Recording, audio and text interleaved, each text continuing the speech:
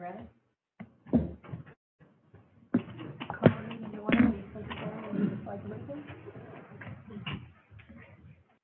I pledge Allegiance to the flag of the United States of America and to the republic for which it stands, one nation, under God, indivisible, with liberty and justice for all.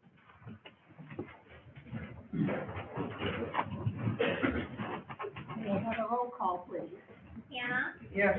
Callahan, Here. Rodriguez, Yes. Hale, Yes. Stark, Here. Hurst, Yes. O'Laughlin, Yes. Thank you. Next, I need a motion to approve the agenda as presented. So moved. Second.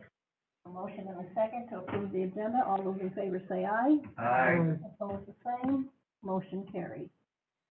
I don't see anybody for public comment. We didn't have anybody call in or anything. Okay.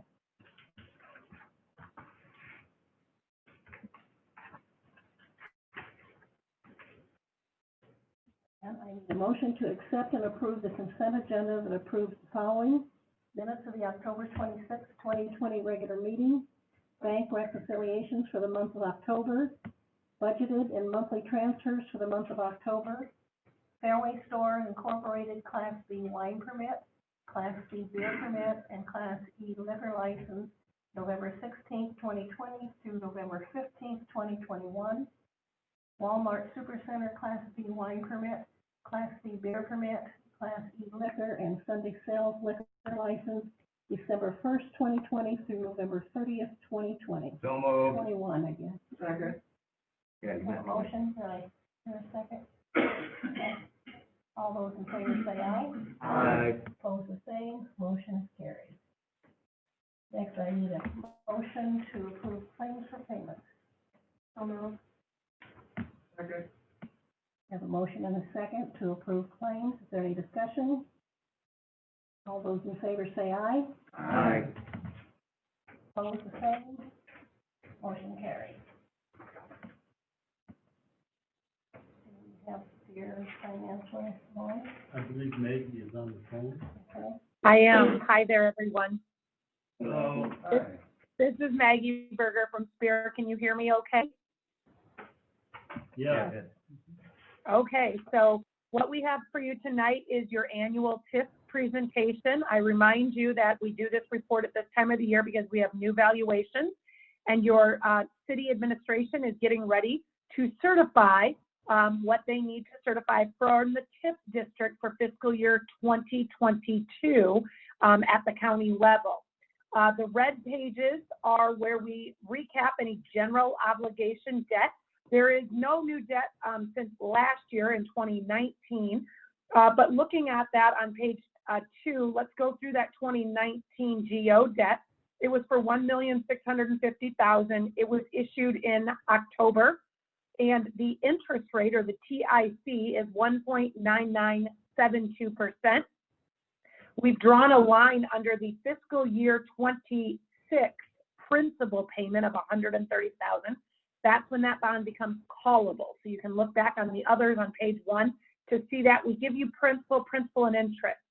In the center of page 2, we add all the principal and interest together of the debt for GO debt that is outstanding, general obligation debt. Then we show you different ways that you're buying that debt service down. Right now, you're using some TIF revenues. You're using some local option sales tax revenues for a couple of the bonds. And one of the bonds, you're using some sewer revenues. We draw then a line, an arrow to fiscal year 2022, that $728,250 number is similar to last year's number, and that is the amount of debt service levy that you will need to do when you're working on your budget, which unfortunately, as time speeds on here, you'll be you just got started in fiscal year 21, and you'll soon be working on your fiscal 22 budget. Going on to our next pages, this is our orange pages, or our revenue debt. I remind the city, you do have a 2018 sewer improvement refunding bond. We took out some old bonds in 2018 that had a higher interest rate on them, and we were able to reduce that interest rate down. Those are outstanding. We also have a 2018 sewer revenue SRF loan. Now, it closed in 2018, but the majority of those draws have been in 2019 and 2020. As I understand it, it is not, that has not been drawn all the way down. You're still making some draws, but I believe there might be some sponsored projects also going along with that. So that is not closed out yet. So as soon as that issue is closed out, we will update the TIF report for that portion. The biggest takeaway from this page is that that big, very blank column at the end, and that talks about where you don't levy any property taxes for the sewer revenue debt. Your resolutions that the council passed at the time of those issuances say it is revenue debt that will only be paid with the revenues of the system. We go on to our purple pages, and this is where we talk about our TIF rebate obligations. I remind everybody a rebate is you've entered into an agreement with a developer. They are going to build something new that is going to produce new tax increment or new valuation, and you are going to rebate back a portion or all of their taxes for a certain number of years, their TIF taxes. We've got a few pages here, and we've added a couple of new agreements, but this does go on for a few pages, and what we show you is the ones that do not indicate any LMI are commercial or industrial. The ones with LMI or low to moderate income, those are housing agreements. Again, we go on to page 4, and we've, like I said, we've added some new ones. There's one new one right there on page 4, the very first one that's got a rebate on it. Then we've got your total aggregate rebates, and the aggregate rebates mean, I believe that is just the Tyson rebate agreement that is outstanding. That just means that there's no annual appropriation language. So that means that you will be paying that rebate, that whole amount of that remains of $7,433 counts against your debt capacity. So the real key takeaway is that we want to see rebate agreements with annual appropriations. That is a protection for you, the city. That allows you to only count the amount of rebates in 1 year against your debt capacity and not the aggregate amount. So if you have approximately $2,579,000 of rebates outstanding, but only $134,000 is what we have to count against your debt capacity for those annually appropriated rebates. So that's quite a difference in number, meaning why we like to see that annual appropriation language.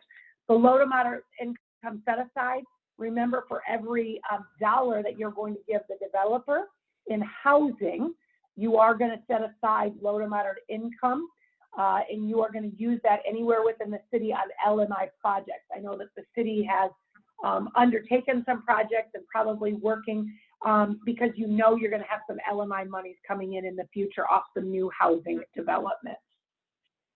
We go on to our yellow pages, and this is where we talk about the TIF revenue abatement, or what of the general obligation debt gets paid with TIF. We've recreated a few of the schedules here for you in whole or in part. So part of the 2016, part of the 2017, and part of those 2019 bonds are paid with TIF revenues. We talk about that with the administration as we're planning those. We know exactly what those purposes are if we're amending the urban renewal area to include those debts. And then on page 2, you see that we've got this tall column that says transfer to general obligation debt service principal and interest. Now you know how much from TIF dollars needs to get transferred in to help buy down the GO debt service. We bring in those rebates that we just talked about, and this is rebates plus low to moderate income set aside estimates. So that's about $2.9 million. You also have 3 forgivable loans, and those were partially done in conjunction with 3 housing rebate agreements. So we've got some forgivable loans here that are shown in kind of what the expected repayment could be. On housing, it's always a little bit of an unknown just because we have to wait till there's houses built to know how many houses got built and how much new valuation there is every single year. The far right big column is what you're certifying to the TIF district ahead of fiscal year 2022. That is due by December 1 of this year. I'm sure that if it's not on your agenda tonight, it will show up on your agenda at your next meeting, which is the final meeting of November. That's pretty typical timing for that document. And it looks like for fiscal year 22, at a minimum, you would be certifying approximately $611,312. Now, I say a minimum because sometimes we do some rounding to make sure that we are collecting enough to cover all the obligations, because we have a lot of unknown factors. You have to ask for this money so far in advance, there's still a few unknowns before you get to fiscal year 2022. We go on to the last two sections, and this is the green section of your report talking about debt capacity. If we look at column number 2 and read straight down, the city's actual valuation is $369,047,551. You have a statutory or constitutional debt limit of 5% of that number, which is $18,452,000. On the red pages, you have general obligation debt outstanding of $9,670,000. You've got annual and aggregate rebates, so we've got those shown. And continuing down that column, you will pay back principal in fiscal year 21 of $1,280,000, as well as those rebates. When we go down below to the bottom section, that means you have $10,058,721 of remaining debt capacity, or just over 50% remaining. You will see that we have a contingency built in there where it says we don't think you should ever issue more than 80% of your debt capacity, just to kind of be on the safe side. So if we take that $3.6 million off, that leaves you with a debt capacity of about $6,368,000, or about 34%. We've built in a growth factor here of 2% for the next 2 pages. The city did grow last year at 3.62%. So very healthy growth rate out of the city from 1/1/18 to 1/1/19. And our very last part of the TIF report is our blue pages, and we look again at column number 2, and we read straight down. This is where we actually talk about TIF increment. So if I was there, I would show you my water bottle sitting on top of my desk and say, this is where growth is. My desk is my base value. This is the growth in my water bottle. And these numbers reflect those water bottle growth factors. So we've got commercial increment or growth in your TIF district over the years of $24 million. We've got industrial of $7.3 million. We've got residential growth of $33.9 million. And then we've got some multi-residential of $1.7 million. And now we do roll back on all of those to be conservative. That produces taxable valuation of $48,258,000. At the TIF tax rate of $33.49, that would produce approximately $1,616,000 of TIF receipts. You are using $293,000 for debt service. You are using about $138,000 for rebates. You're using about $10,000 in fiscal year 21 for forgivable loan, and then we've got low to moderate income of about $53,000. So with all those numbers coming off, you're still turning over about $1.1 million. Now, as I've said in other years past, you're turning over a little bit of money, but the money that you're turning over, the valuation that makes up those dollars, is coming back to the city, the county, and the school district's budget. So that just means that as the TIF district grows and you continue to ask for a similar amount of dollars every year, you are experiencing growth then, or you should be experiencing growth in your budget, and that's always a good thing. I remind you, you can't ask for more TIF dollars than what you have obligations for. So we do work very closely with the city when we're estimating what should be asked for in TIF certification. With that, it was very quick. I know it's difficult because I'm not there in person, but I would answer any questions that you would have on this report.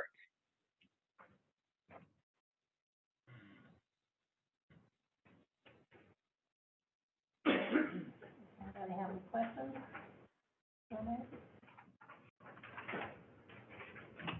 Not seeing any responses. Okay. Well, I really appreciate. Clear as mud, I know. Someday we'll all be back in person and we'll go through this, but please know that I work very closely with your administration and they do a fantastic job helping me with information being provided. We hope we give them some good information in this report to help make their jobs just a little bit easier, because I remind you, the reports that they're filing and working on right now, they only do once a year. And so sometimes it can be a little overwhelming to remember exactly how that report works from year to year. So we hope that this report gives them a little bit more peace of mind. Question, just a curiosity question. What's the city's rating from a rating perspective? What is Right, our so the bond? city, right, I think the city's bond rating, and I would have to look back, but I believe your Moody's bond rating is an A2. So you're in the single A category. The highest in the land is a triple A. There are only 9 credits in the entire state of Iowa that have a triple A credit rating. But then you've got the double A range, and then you have the single A range. And I believe you're at the A2, which is in the middle of the single A range. That's pretty, that's a very good rating. It does help out when we sell your bonds. It gets you some very good interest rates. It gets a lot more participation than if you did not have rated debt. But I remind everybody, they put you on a global scale. So that A2 rating is being compared to other A2, A1, and A3 ratings across the nation, cities, counties, school districts. And so sometimes that has to do with demographics or just the size of your community. I would say for you guys, probably staying in the single A category is something that you will see throughout. It is our larger communities that are bringing in, tens of millions of dollars in tax revenue every year that are falling into that double A category. But again, a very good rating. So I can double check that, but I think that you are at an A2. I do have a question. Okay. Kind of my annual question is, you have quite a few clients. Where do we fall as far as debt levy and outstanding TIF? Are we in the middle of the pack? Are we on the high end or the low end? Yeah, very good. We would put you really in kind of the middle of the pack right now. So having about 54% of your debt capacity remaining is a pretty healthy number for a community your size and for the projects that you've done. Now, I remind you, part of that debt capacity, it does not reflect, there's nothing taken out of your debt capacity for revenue debt. And you have had some revenue debt come on over the last couple of years, and you've got a project coming up with the DOT that will have some revenue debt. So, but the revenue debt does not count against your debt capacity. You seem to be maintaining your rates quite easily with the revenue debts that are outstanding. I would say, here's what I'll tell you on your rebate agreements. I think you also fall in the middle of the pack, and I like the fact that you have rebate agreements. We would advise cities to enter into rebate agreements for TIF obligations. We think that is the safest way for a city to give incentives to a developer is through TIF, because on a rebate agreement, that developer must perform and build what they say they're going to build and pay the taxes on that new build before you, the city, have to do anything. So we like that from the standpoint that you're not giving money out, you're not undertaking projects that maybe involve infrastructure, this and that, to get to those new developments, because we all know the market can change and a development may stall, and if you have expensed a lot of money up front, then that could put you and the rest of your taxpayers at risk. So we like the fact that you are using rebate agreements. We think that's the safest way to be using it. But I feel confident that of the clients that we're producing this report for, you really kind of fall right there in the middle, which is not bad. That's really actually a good thing. And we're confident that, having 54% of debt capacity remaining gives you some flexibility on things that you may want to do in the future. Thank you. Say that A2 rating is equivalent to an A in the S&P rating system, correct? It is, yeah. So an A2 would be equivalent to an A rating in S&P. If you were going to go A3 in S&P, it would be, an A3 in Moody's to the A range in S&P would be like A minus. I don't prefer the way S&P does that with the minuses and the pluses, but that is, instead of doing a 1, 2, 3, they do a minus, just a letter, and then a plus for those different categories of A, single A, double A, and then they also have the triple A.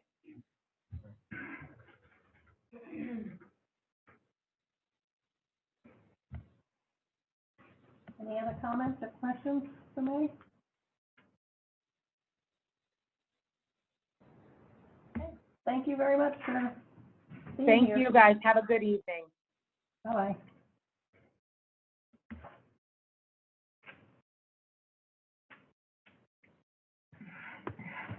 Okay, under hearings and ordinances.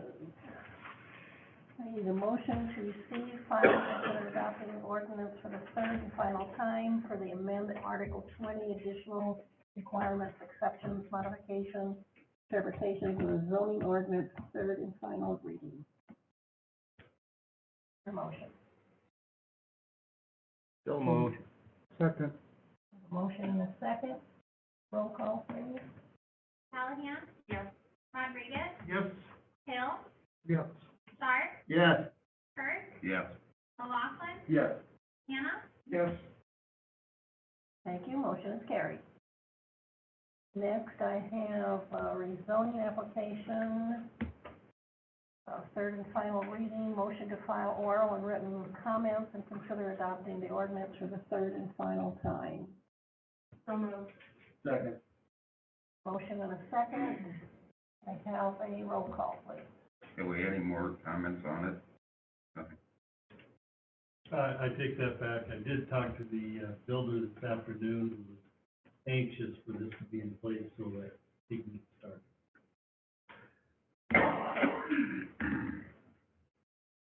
Roll call? Rodriguez? Yes. Hill? Yes. Stark? Yes. Hurst? Yes. McLaughlin? Yes. Hannah? Yes. Callahan? Yes. Thank you, motion is carried. Next, we have a public hearing for floodplain ordinance. I need a motion to receive and file proof of publication of notice of public hearing. So moved. Second. A motion and a second, all those in favor say aye. Aye. Opposed, the same, motion is carried. I now need a motion to hold this public hearing. So moved. Second. Motion and a second, hold the public hearing, all those in favor say aye. Aye. Opposed, the same, motion carried. We are now in a public hearing for the floodplain ordinance. This is updating our existing floodplain ordinance. It provides us the option to offer federal flood insurance to our property owners that are affected by those areas of town. Does this increase the area that's covered under the report? This is not about the area itself, it's about the plan itself. So this is not the map, this is just the floodplain ordinance. Right, that would be the insurance program itself. So, we'll get a chance to talk about that map at a future date, but right now it's just the insurance program. Any other comments or questions? Hearing none, I would ask for a motion to close the hearing and receive and file oral and written comments. So moved. Second. Want a roll call on this part of it too, or do we want to look at the options? Just close the hearing, just a general vote. Okay, so I do have a motion and second to close the hearing. All those in favor say aye. Aye. Opposed, the same. Motion, hearing is closed. We now have a couple of options as to where to go with this. One is to waive the requirement of 3 considerations in this ordinance prior to final passage and have a measure placed on its final passage for adoption pursuant to Iowa Code Section 380.3. Mayor, if I may, I think you want to take a motion to consider it on its first reading, and then you have the option of accepting it on, waiving the second reading. And adopting it on third reading. Okay, so our first is a motion to consider adopting the ordinance for the first time. So moved. Second. Motion and a second. Any other discussion? And a roll call, please. Hill, Yes. Sharp, Yes. Kurt, Yes. O'Loughlin, Yes. Hannah, Yes. Callahan. Yes. Rodriguez, Yes. Thank you, motion is carried. Now, you do have the option to waive the second reading and go to the third and final reading. I would like to make that motion, being this is one of those, there's nothing we can do about it. Federal government says we have to do it, so I would, make a motion where you waive the second reading and go to the third. Okay. Do I have a second on that? I'll second. Okay, Two things, I will remind you that Mr. Sherritt had asked that you consider this so that they can get it into the federal flood insurance folks and get them, processing it as quickly as possible. And it does take a super majority to pass. well, okay. I would say it's, important for us to do this, because anybody who takes a loan out on a house gets checked for floodplain and flood insurance. If we don't have this in place, then nobody gets it. Roll call, please. Sharp, Yes. Kurt, Yes. O'Loughlin. Yes. Hannah, No. Callahan. Yes. Rodriguez, Yes. Hill, Yes. Give us our supermajority. Does it? Yes. Okay, the motion is carried. Thank you.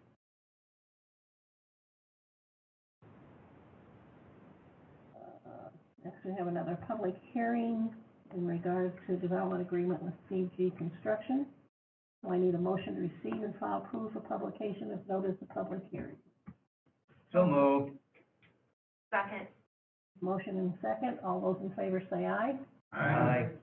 Opposed, the same. Motion is carried. Next, I will need a motion to hold the public hearing. So moved. And did you hear a second also? Second. Okay. All those in favor say aye. Aye. Opposed, the same.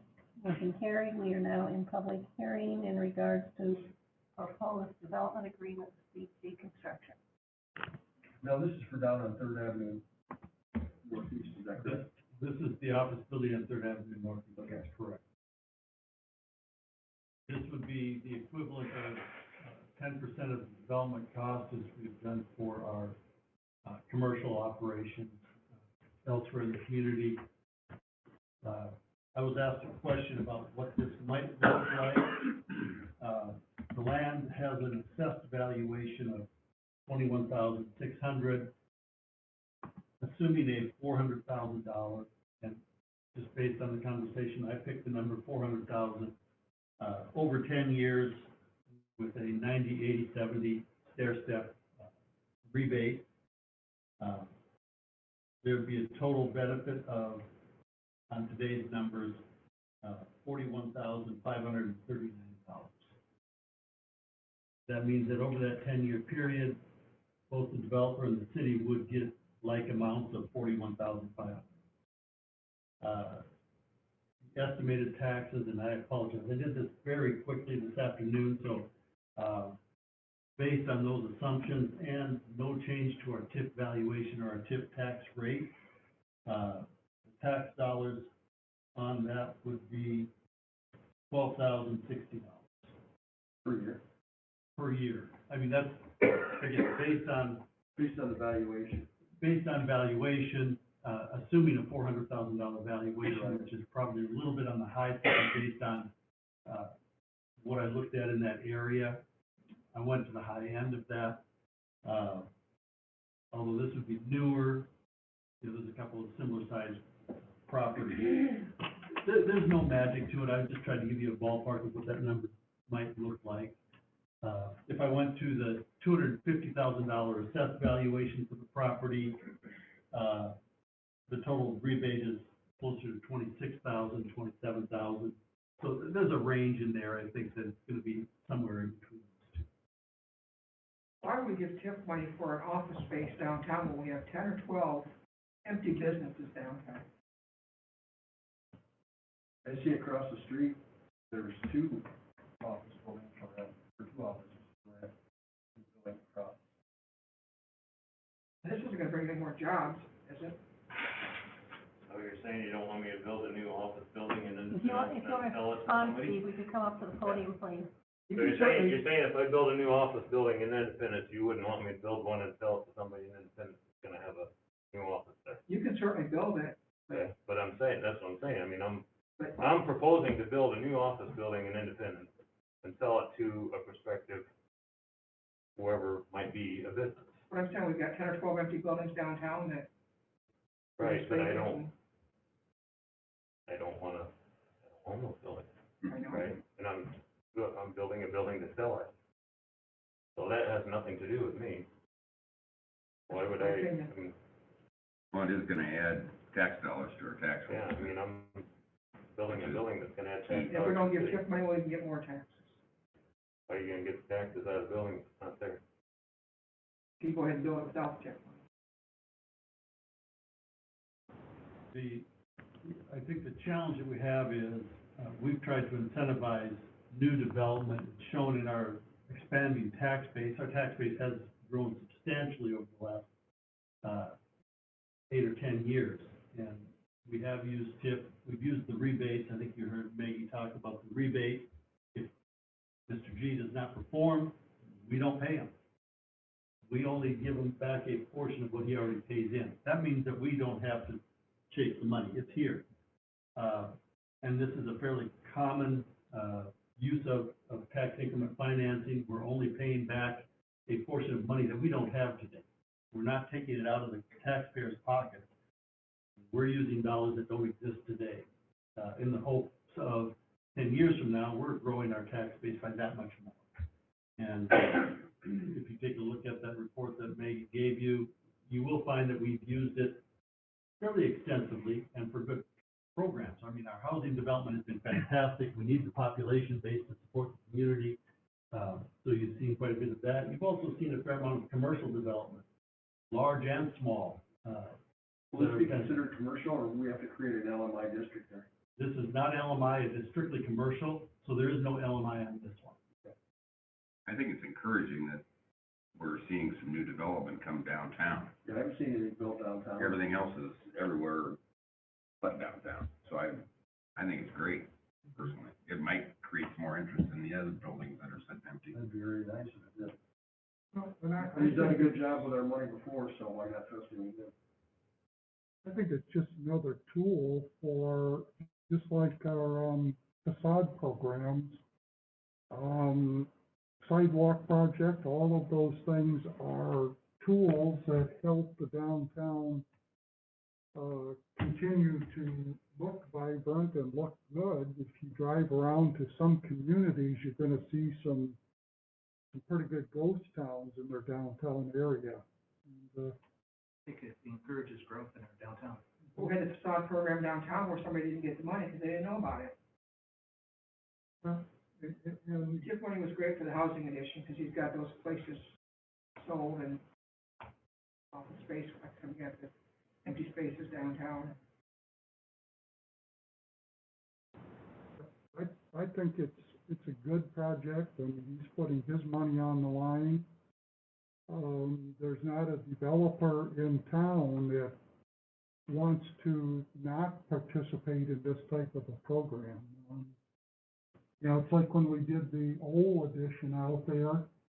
At first, nobody thought it would work, And then when, it took off, we had, I think, other developers looking at, hey, that's a good idea, I just didn't want to be the first one in line, and we've got some open spaces, we've got some buildings, this may not be the first one that gets done, somebody has to be the first.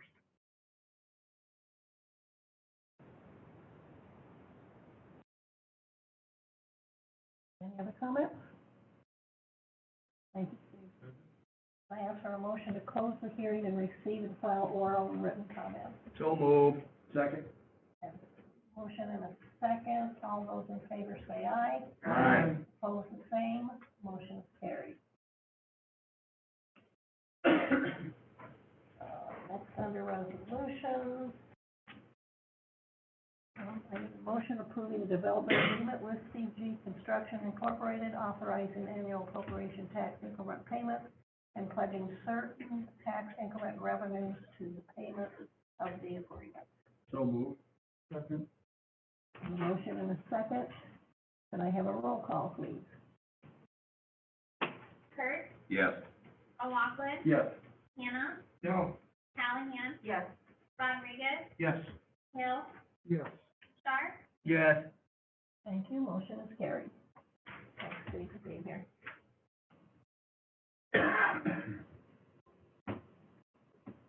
Next, I need a motion to approve a resolution to file the 2020 annual financial report. It states. So moved.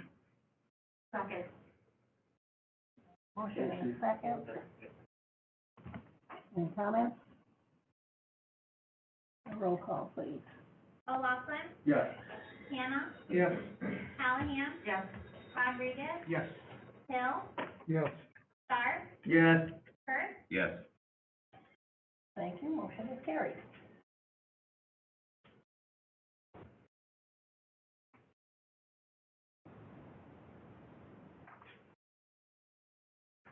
Next, I need a motion to approve a resolution accepting the work covering the 2020 Caitlin Rehabilitation Project.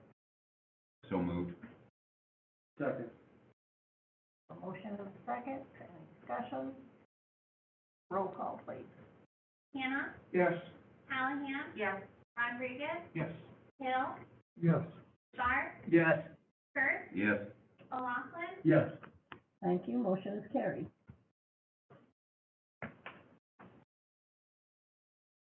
Next is a resolution adopting final assessment schedule for the 2020 pavement rehabilitation project and amending, confirming, and levying the assessment. I'll need a motion to approve the resolution, confirming the levy, accepting for a period of, and you need to fill in for how many years and at what percent the interest will be. Whoever makes the motion. I would mention that traditionally, for those that have not paid the assessment in full, we have gone out as far as 10 years. There's no magic to it. You can go anywhere from, 4 or 5 years up to 10 years. We have been at the 4% interest rate on those assessments, most recently. Do you know how big the assessments are?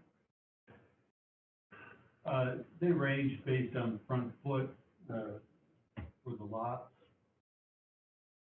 Looks like 1,800 to up around 9,000 on the high side. There's a couple of larger ones. Most of them are in that, I'm thinking $2,000 or $3,000 range in general. Pretty consistent with what we've had in others. it's the attachment label, I'm waiting for it to open. I think it's the final assessment, Yeah. or is it the assessment schedule? Final assessment. Make the motion, we approve it with a 10-year maximum at 4%. I'd second. I do have a motion and a second to approve it for 10 years at a 4% interest. I didn't mean to jump, Deb, did you have another question? Well, John threw out 9,000 is probably the higher side, I didn't see it, so 10 years, that would be. Yeah, if you scroll down through them, That would be. I think it's mainly Jensen's that has the big high one. They've got so much frontage up there. I'm ready. Okay, Okay, roll call, please. Callahan. Yes. Rodriguez, Yes. Hill, Yes. Sharp, Yes. Kurt, Yes. O'Loughlin, Yes. Hannah, Question, do we set that, interest? Yes.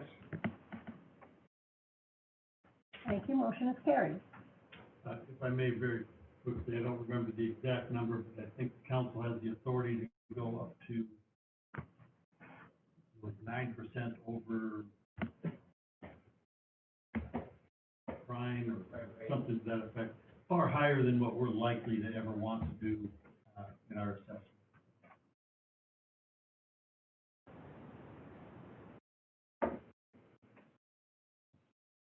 Okay, under other business, police squad car decals. So moved. We have Chief and Justice, police chief up here, yeah. We've all You're doing- seen it. You're doing good. noted. Just to Anything you'd like to say? reiterate about what we discussed last week, with the new squad cars that we have, it's a little bit different design than what has been in the past. My patrol officers took it upon themselves to create a design that they'd like to see with our new squad cars. I told them that I'd bring it forward to the council, see what you guys decide, if you guys will allow us to change our squad car design to this new one that I presented to you guys last week. The only time we're gonna change them is when we have a new squad car, or if there's damage to one where it needs to be, let's say we get somewhat blown on the side, but it doesn't pull out the car and one side's completely destroyed, might as well wrap the whole thing new compared to paying for half of one to start with. Other than that, it'll just be as we, change out our new cars.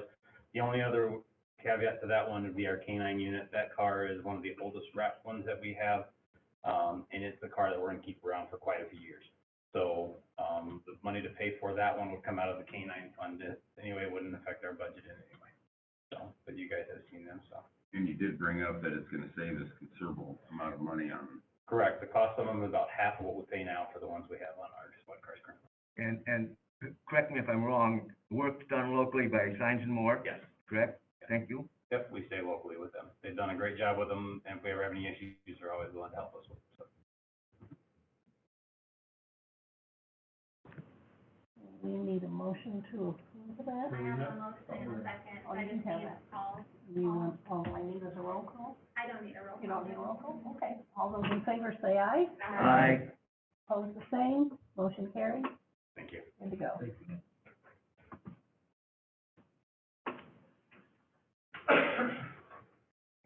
you're up. Okay, next is the Malone Creek Bridge change order. I asked that if Carl gets this one, he also gets Bob, Isn't this a reduction? give me a break, I'll definitely, absolutely do this one. I make the motion. Second. Motion and a second to approve the Malone Creek Bridge change order, which brings us a reduction of $3,212.70. Is that correct? That's correct. Okay. Any other discussion? Roll call, please. Rodriguez, Yes. Hill, yes. Sharp, Yes. Kurt, Yes. O'Loughlin, Yes. Hannah, Yes. Callahan, Yes. Thank you, motion is carried.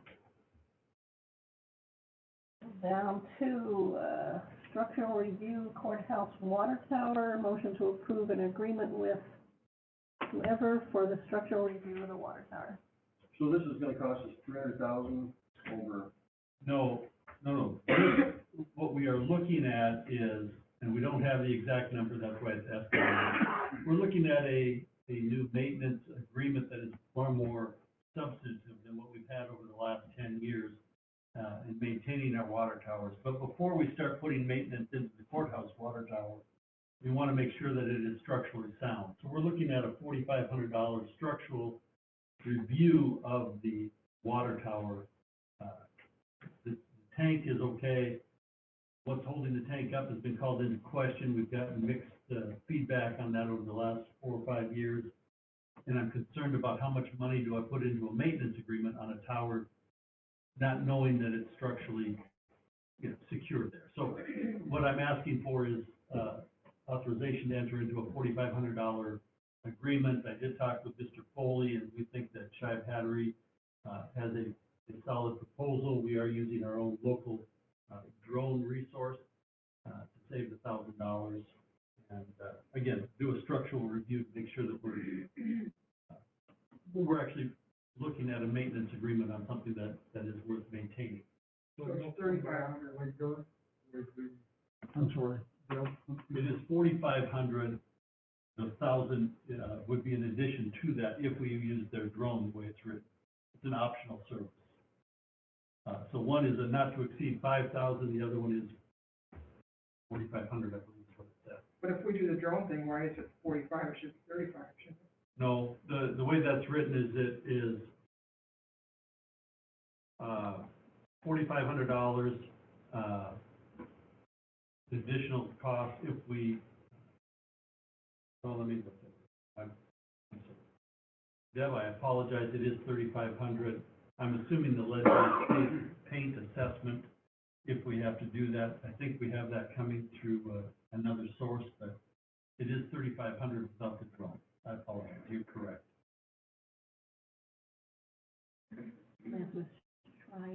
Shy pattern. The question I had was the maintenance, then that would come back for another consideration? Yes. We don't have a hard number on that. We've been pressing them to get that for you tonight. We actually have a meeting on Thursday to follow up on what that would look like. That would take a separate council consideration. This is just looking at the structural integrity of the water tower. The maintenance agreement would be for all 3 towers as well. It's not just for one. I hear a motion, I'll make the motion for 3,500. second. Second. Any other discussion? And a roll call, please. Hill, Yes. Sharp, Yes. Kurtz, Yes. O'Loughlin, Yes. Hannah, Yes. Callahan, Yes. Rodriguez, Yes. Thank you, motion is carried. Now we are down to needing a motion to adopt a resolution replacing and repealing resolution 2018-82 and increasing solid waste rate. I'll make that motion. Take you off the hot seat. Thank you, Bob. Do we have our own convince things went off? Thank you, I got this bulletproof plexiglass. Just so the public knows, the automatic escalator is up to 3% per year, is that correct? That's correct. So it could go, in the length of this contract, is this a 10-year? This is,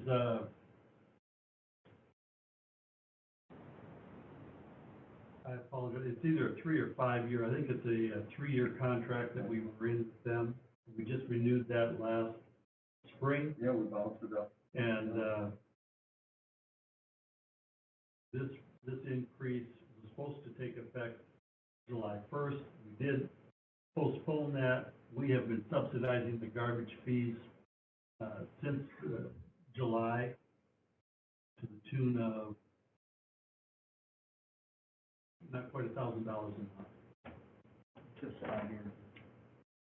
We suspended the increase on the rates due to the COVID, situation. But, we're gonna have to try and get it straightened out now because it's costing us too much money. I'm sorry, it is $3,500, total subsidy that we have, to this point, in the last 6 months, subsidized for garbage service. This fee that we have built in here, covers not only the fee that we pay for the residential service to Waste Management, it also covers any of our costs, like the Waste Amnesty Day that we have, or anything that we provide waste services. So the proposed increase would be enough to pay for our summer amnesty day? That's the intent, yes. But it is, Has it ever worked like that? it's close. No. That's hard to predict. Waste Amnesty, you'll see in here, has been running us between 9,500 and 11,500. This, in a perfect world, this would give us $12,000 to cover Waste Amnesty and any other costs that we have. So no, it won't cover 100% of every possibility that's out there. It gets us most. I think one of the other positives is we were able to hold the senior citizen rate stable at what it is right now. That's correct. That's not gonna change. It says in our letter, this is a 5-year contract. Thank you. Oh, did I hear a motion for this? I have a motion from Hill and second by Kurt. Okay, thank you. A roll call, please. Sharp, Yes. Kurt, Yes. McLaughlin, Yes. Hannah, Yes. Callahan, Yes. Rodriguez, Yes. Hill, Yes. Thank you, motion is carried. But one thing I think we need to always remember with our contract with Waste Management is they indemnify us if landfills close.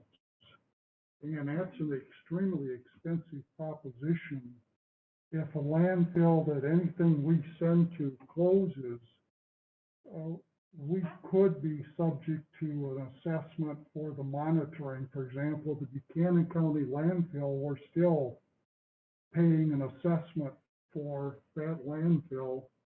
So even though some people might think we could go somewhere else cheaper, down the road, we could spend a lot of money if we had to start being assessed for closed landfills. Well, wasn't the agreement upon closure, Buchanan County wanted there had to be a central depot where all garbage in Buchanan County could be brought and conveyed to the separate. And Waste Management put that in. Yeah. Okay.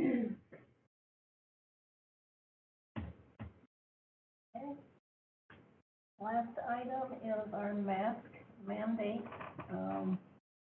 Hopefully you guys read the comments from the attorneys on this. Now, this is a big topic for people to discuss. I have received calls and emails and texts in regards to asking us to do a mandate. But I've also had people tell me that actually use masks now.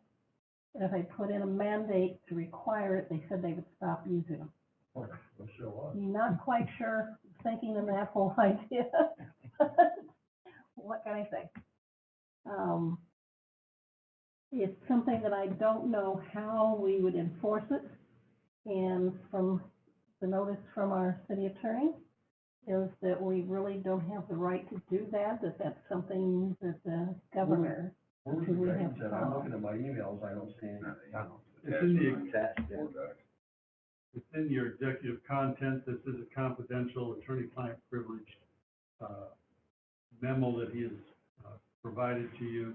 I will tell you that there are several cities that are opting to run the risk, if you will, of being a test case with the state. The state has taken a very strong stand on not doing a mask mandate, and my advice to you would be, we don't the independent seem to be a test case or part of a test case on whether or not we do or do not have that authority. I think we can encourage and recommend, but I don't think that a mask mandate would be in our best interest from the city standpoint, as far as what our authority may or may not be. And it could be very expensive to prove that we're right if it goes to court. Could the city simply pass a resolution recommending that people use face masks? I mean, then we're saying we think they're worthwhile, they're helpful, we're coming down on the side of them, but we're not saying we're going to give anybody like a $10 fine like I see before. This is a touchy area. I think that, and I'd look to Steve to correct me if I misspeak, but I think the critical piece of this is a mask mandate versus a mask recommendation. Recommending, encouraging, supporting is all fine. A mask mandate is where you cross the line. It's already been out there recommending it, and obviously it's not working for how many people? If you just read the last email that was on there about public health, we got. I I'm not asking for it to be town-wide, but our city buildings in this council meeting. Last week I was here for 3 meetings, and 2 meetings, not a person around that table had a mask on, elbow to elbow. Not to put down the city people in that office, but 3 of them in there. If one of you guys got it, because I don't think you wear masks in there, is that right? When I've been here, they don't. No, but that's our basic part. But you're moving around in there, it's a closed area. If one of you got it, you'd all be out, you wouldn't have anybody working in that office. Good point. Maybe if you felt good enough at home, you could do it from home. We would hope that people get through it, but not everybody is. So at least in these meetings that happen in this building, I wanna come to things. But when I sat next to, yes, he's left, I hate to say it, but Dustin, he's 3 feet away from me, he's up here coughing. The other night I sat in the meeting next to him, he was coughing. I wanted to stay for the meeting. I had a mask on, I did stay. But it's a risk to sit next to somebody that's coughing when that is one of the symptoms. They don't have a mask on. You know, not to pick out you guys, but you're the ones sitting there without them. Council's done pretty good. Our audience has got them, well, that's nice up there, okay? I've already been tested for it, I know I'm negative, otherwise I would have had one on, or I wouldn't have even been there at all. Well, I get that part, but there's also days that you can have it and not know it. So you're standing here coughing, and none of us have the petitions here, which when somebody calls and asks me, I said, yeah, we've got it in front of us, because they were saying that if somebody over there coughed here, we could get it too, which 6 feet isn't magical. You know, they're saying it could be up to how many feet? And I'm just saying, if we can do something to try to keep people healthy, our hospitals here, you know, probably people already know it, we're filled. If anybody goes to the website, Iowa website on coronavirus and sees we're in Region 6, and we've gone from having 54% of our beds available, which is low, and that was about 9 days ago, to where we're at 49.4% now. It's gone down 5% in 9 days. So losing that many hospital beds because we're filling up with COVID patients, and we've got a rate, positivity rate for Buchanan County at 20.9%. Last week, at the beginning of the week, it was 15.1%. So it's growing exponentially. And some people argue, well, masks don't make a difference. Yeah, they do. I mean, it's proved by CDC and. If they don't, what do they hurt? Right. And I would point out, as I did in my memo, that you have options to you as an employer and as a property owner, shy of action as a governmental entity. You can require your employees to follow the policies that you adopt. You can require people entering your buildings to comply with the policies that you adopt. So there are some clearly, I guess I don't want to say, but there are some additional steps that you can take without putting yourself out there in that test case group, where you're adopting local, mask mandates where it's legally required on private property and whatnot. And businesses and such in town would be able to do that same thing? Yes. Okay. Yes. So you're saying we could, as a council, adopt a motion to require anyone inside a city building to wear a mask? Correct. You wouldn't find someone, you would deny them entry. And you would have those available, obviously, paper mask for anyone who doesn't have them for the limited amount of time that they're in the building. And that would allow people to be in city parks and be at the swimming pool and not be governed by it. Right. For outside, you could have, different policies that masks aren't required as long as you socially distance. And a lot of time that's possible. You're out there for a run, or you're out there with your little quarantine, your family, and you just try to keep your little pods a safe distance away from the other. There would be no reason outdoors to have those if you practice social distancing. So the question I'd have is, if we had that, then I know now the police officers, when they get out of the car to walk up to someone, they put on a mask. Say, city street guys, if they're working by themselves in a truck, they wouldn't need one, but if they're at the city shop, if it's inside a building, then they would need to wear a mask inside the city shop area. You could pass a policy to that effect, or if you're, driving together in a vehicle, if you can't avoid having people teamed up in a city vehicle, you could require a mask under that circumstance. Okay, I'm just trying to, But in the scenario at the shop, as long as they were distanced, they wouldn't necessarily have to have a mask on. It can be if you look to the schools are requiring them, at least where I am, all the time, everywhere. I mean, my kids are wearing masks and face shields in Cedar Rapids. And all of their employees are in buildings as well. We're required to with the state, the MHS. I think our local schools are doing it except for meals and PE. Yeah, so as an employer, you can look into that, and I think that's something Holly might be able to help you more with. She's helped cities adopt policies and stuff like that, I believe. okay, so could we ask that Holly put together something for staff inside buildings or when there's more than one inside a city vehicle? I mean, I guess rather than try for us to say something tonight, have something come to us at the next council meeting? Would you prefer something for your committee of the whole for discussion? That'd be great. Okay, yeah, we can Other than we take have a look at another that. council meeting this month, Rather than be the next council 24th. meeting. That's just gonna be Yeah. good. and rather than waiting until first December, have it for Right. within 2 weeks for our next council meeting, put it back on the agenda. My concern with the committee as a whole is you're a month out from where we're at today before you consider it. And I don't think that's the intent that I heard from Hannah when she asked. I wasn't certain if you had one next week. You're further Our out. meeting Okay. is the first Monday, so we have. Yeah, I wasn't trying to delay. I was trying to speed it up, and I just Yeah. didn't have your calendar No quite problem. right. So, yeah, we So can have, within 2 weeks, our next council meeting. Okay. So we'll put it on the agenda to approve an ordinance or policy of, we should have it done for us at that point. okay.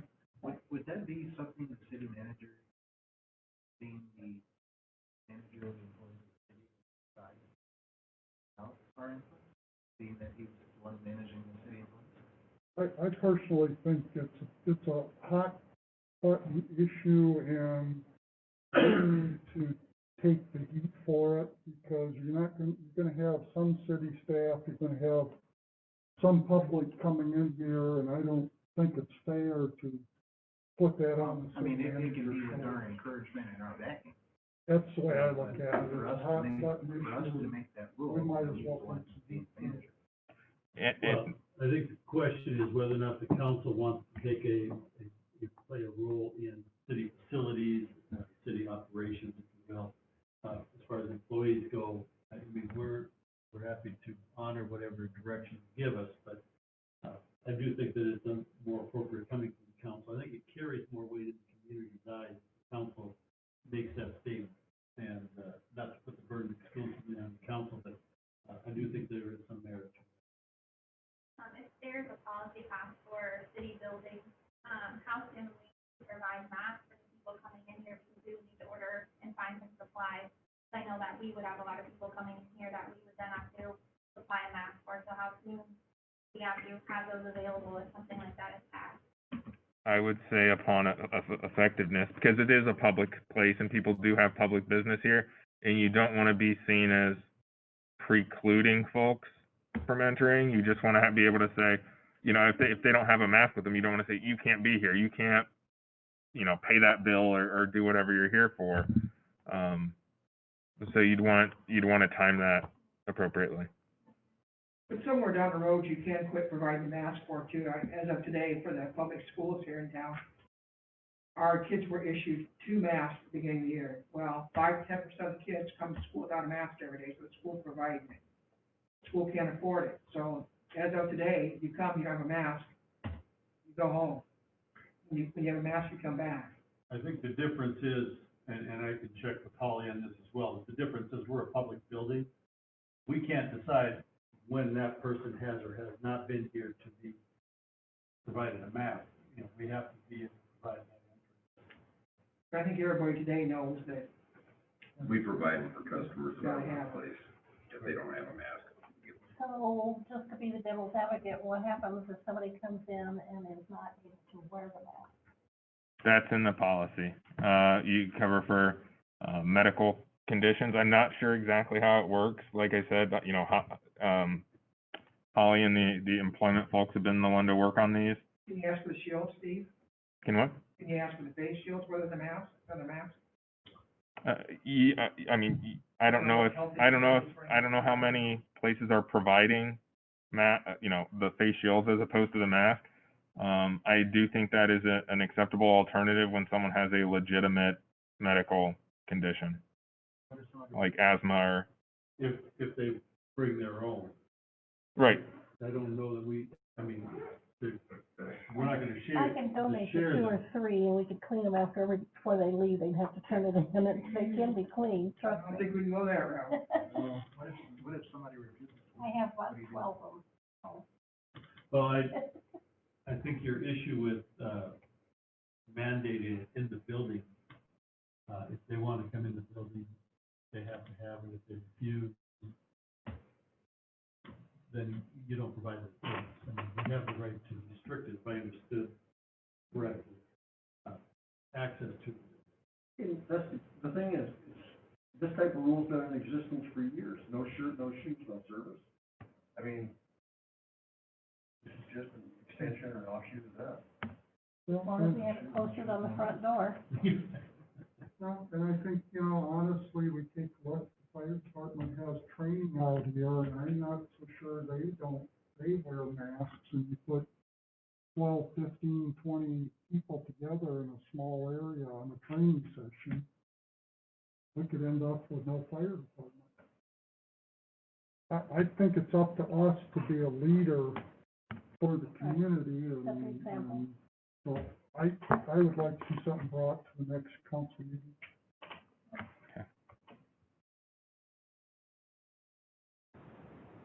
She has suggested she can email Al or I, everyone in it. Okay.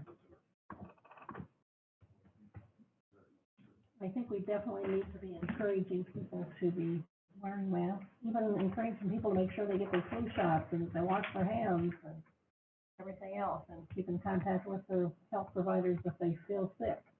They just don't come. So. Is that okay with you, Deb, if we Yes. do this and have it on the next council meeting? Okay. Thank you. Okay. Sounds good. We are down to reports. Police department have a report? How about the fire department? Anybody back there for that? No? Are you the person doing that too? I don't see any other department heads. Public services, like, Holy man. And I don't think we have had any committee meetings that need to be reported on, if anybody does. We did have a, task force meeting for the ATV, UTV ordinance proposal, and we met with some of the ATV users and got some feedback from them, and so the chief and city manager are gonna be working on going back through that ordinance and adding some things and taking some things out to make it more workable. Well, that will be brought back to the council for approval at that point. Okay. We have a meeting on the 17th, 5 o'clock. Got it. No. Any council members have anything they want to comment on? I've got one thing. I've had a couple calls on 12th Street Northeast. What's going on up there? There's markings in the road. They locate. Did not get up past there today, but they were up there this weekend. 12th Street Northeast. Judson Street. One's around the front of the fairground.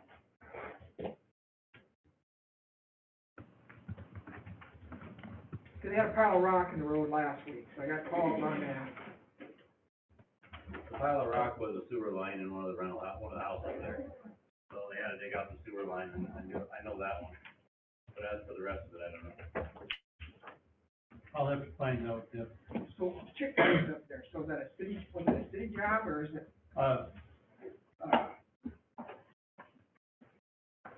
No, not, I'm not aware of the city doing anything up there. I have to check on that for you. it's been the rock magically disappeared, which, I don't know who would have gave him permission to put that rock in the road like that, but, then this weekend, there's blue up there on the road, it's painted, it says, about located. So I didn't know if the repairs are done, we're gonna dig again in city property or street or the property owners or what? Just had a few calls about it, so I asked. Did they dig in the street or? No, they actually dug in the property owner's driveway. Somebody said it was city equipment, I didn't see it myself, it moved rock.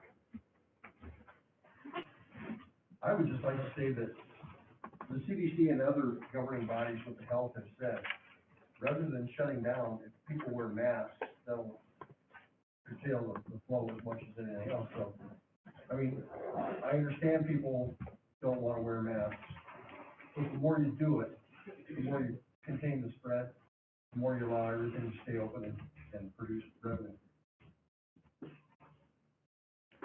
Good thing to do.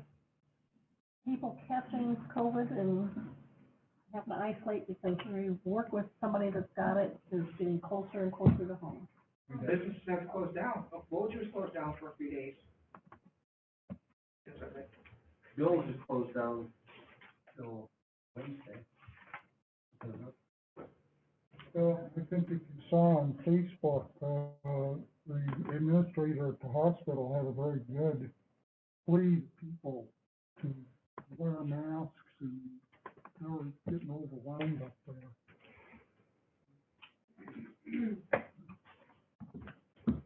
Healthcare workers are burnt out. Well, there's some of them getting it too. How many people can you watch die before you say, I'm not gonna do this no more? Well, we've had 3 in 2 weeks in town. Got more now.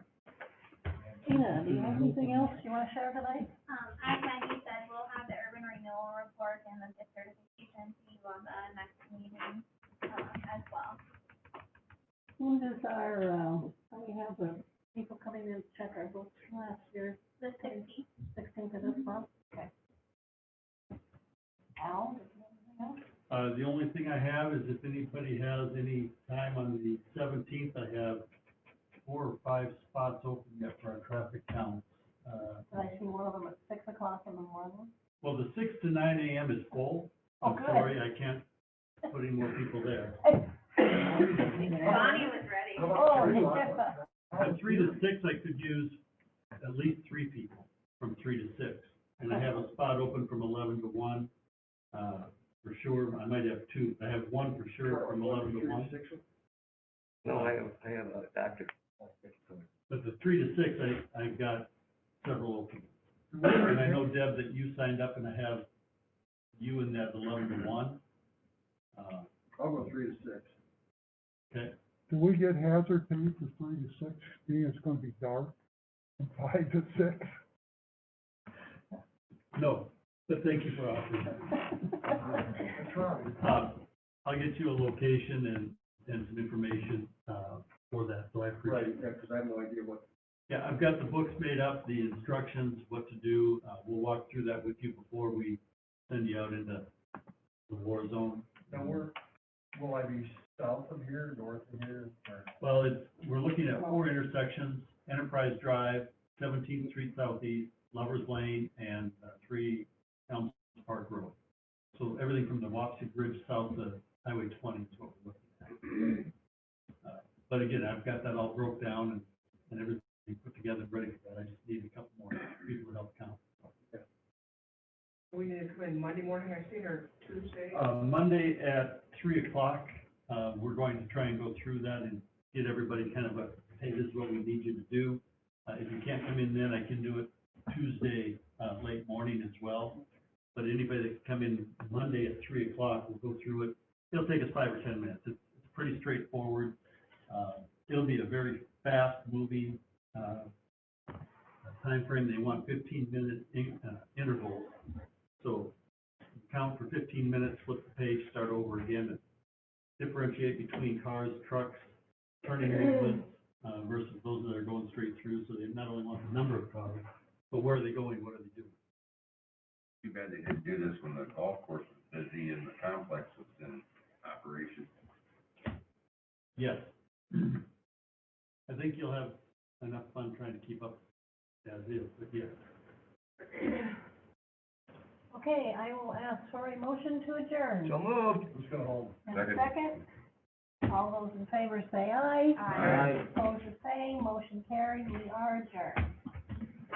Thank you all for That being time here. Bob, the DOT, when they did that cheap, and we had,